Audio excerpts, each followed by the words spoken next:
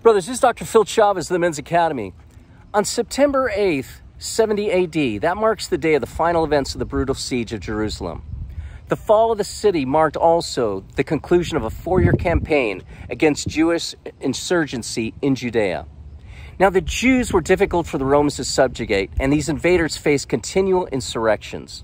So in 67 AD, Nero commanded his general Vespasian to suppress a major insurrection in Galilee with an army of 60,000 men. After the death of Nero, Vespasian became emperor in November 69 AD, and he assigned his son Titus to be the commander of the armies of the east.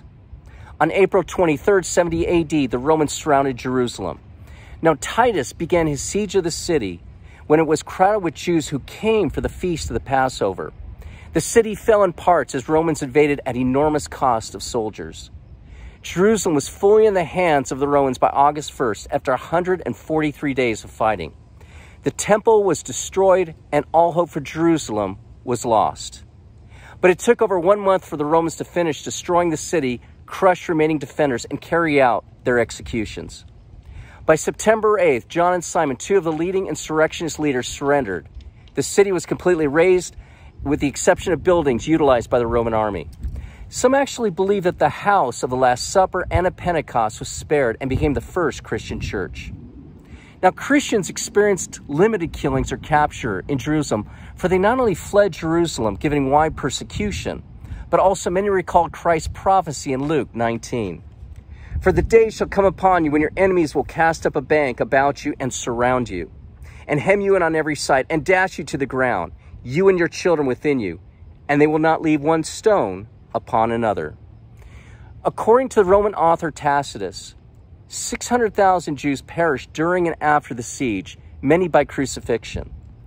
The historian Josephus wrote that over 1 million people perished from the sword, disease, and famine, and well over 100,000 were enslaved.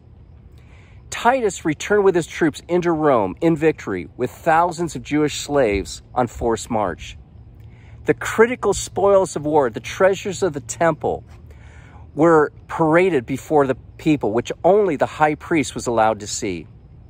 Now, according to one estimation, over 20,000 Jews were enslaved in Rome alone to help construct some of the temples and some of the great structures, including the Colosseum, where many were eventually executed or died in gladiatorial combat.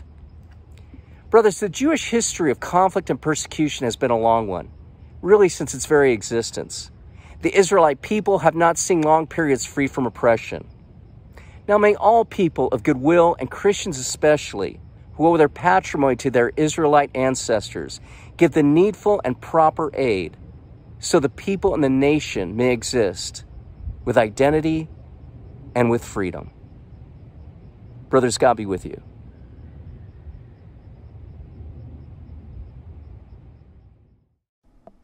Thank you for your support of the Men's Academy. Remember to check out our weekly 40-minute podcast released every Thursday on the Men's Academy YouTube channel.